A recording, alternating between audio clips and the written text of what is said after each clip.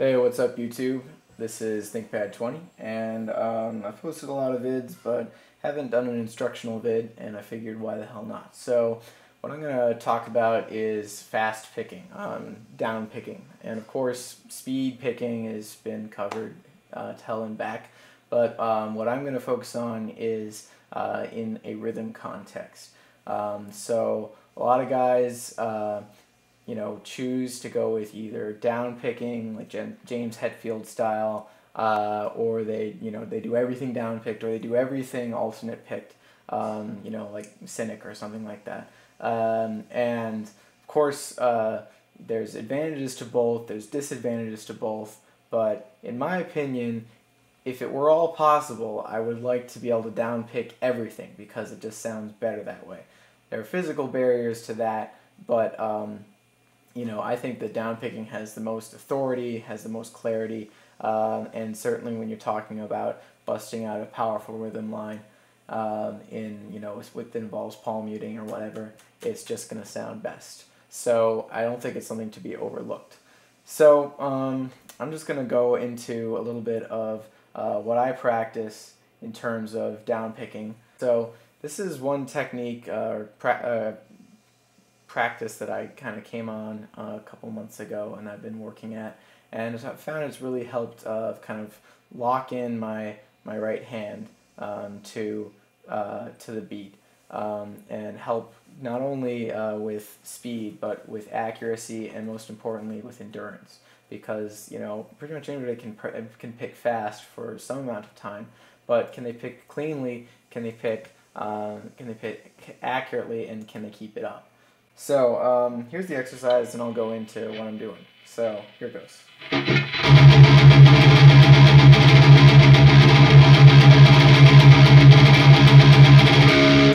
Alright, so simple exercise. 6/8 notes alternate picked, followed by 4/16 notes alternate picked. And the idea is that when you're picking slow, when you're doing... Alright, you're completely in control. You can control every facet of your playing, whether it's your picking position, your spot on the string that you're picking, your spot on the bridge that you're resting your hand or not, but most importantly, you are relaxed. You can pick that until the cows come home because your hand is not going to get tired out. Now, naturally, when you're playing at 300 BPM, which I can't do, but when you're playing at a fast speed, you're gonna have a tendency to speed up, to lock up and be tense, and that's natural. But at the same time, it's just completely counter to what you actually want to be true. So when you practice this technique, this exercise, what you want to focus on is making your motion at slow speeds the exact same as your motion at high speeds, except that the high speeds are of course faster. So that means that they are the same picking motion, the same grip, everything, and most importantly, the same level of relaxation. You don't want to tense up. So just watch my hand, and I'm going to show again, and you'll see what I'm doing. So here goes.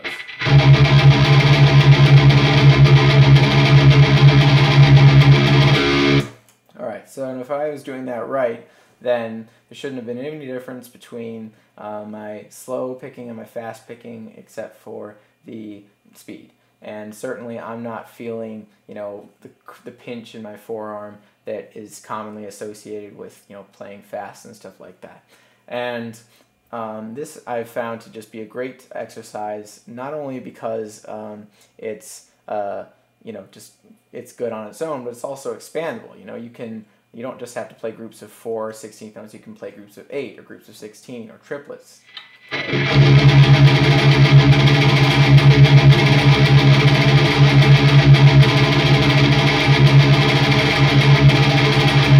Etc. So you can expand on it that way. And of course, as you do with any technique, you want to play to a metronome, and you want to take it down to the level where you're completely in control and only speed it up after you feel completely comfortable. Because if you're not comfortable at the speed that you're working at, then you're not going to be you're not going to be developing good habits. Of course, you want to be a little bit uncomfortable, but just right on that little tipping point edge where you're just straining yourself just a little bit. Because of course, if you play everything at 10 BPM, then you're not going to improve. So, but yeah, and you guys know how to practice. Then as for the actual downpicking itself, that is the same motion, of course, except that you're skipping that upstroke, which is counterintuitively maybe means that it's actually going to require a little bit more work because your hand has to kind of go in this circular motion instead of going this straight up and down motion, because it has to jump off of the string after after it picks it instead of going back through it. So, but you can still use the same technique as before. Watch my arm. I'm going to be doing alternate picking followed by the same speed down picking.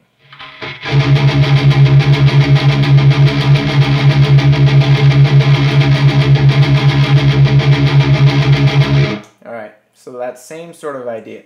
And once again, you can scale it up, you can scale it down, you can speed it up, speed it down, whatever works.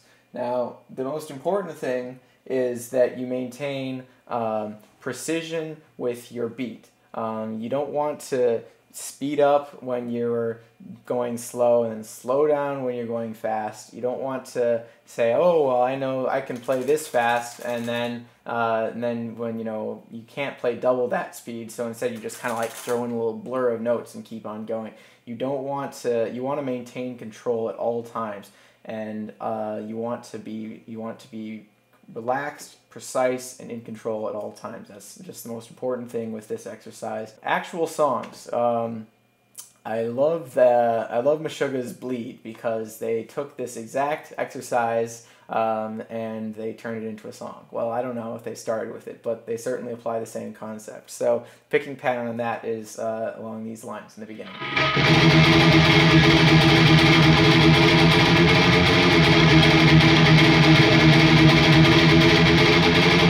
Alright, so what that is down, up, down, up, down, down, up, down, down, up, down, down, up. So it's an application of that same idea.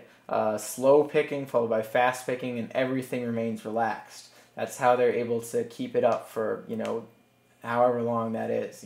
It's a great song to practice to, and once you've got that technique down, they play that at 230 BPM, so if you can get that technique down to 230, then you can, maybe try tackling Bleed, or at least the beginning of Bleed, because you should be able to have the tools. And for down picking, of course, there's just so many great songs with lots of down picking in them, Metallica being chief among them. One of my favorites is Disposable Heroes. Once again, it's just such a that one goes on for a really long time, and unlike Bleed, it requires it's all down picking, but it's what it's going to do is if you can play that song all the way through, then you have kind of reached a milestone. And if you can't, then you should be able to tell why. It's not a forgiving song, and if there's something wrong with your picking technique, it'll let you know.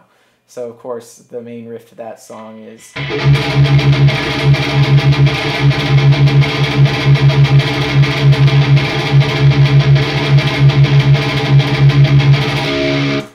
Alright, and it goes on and on and on. So that's a great one to play. I've got a cover of Travel in Stygian up on YouTube, and that's a great one to play too.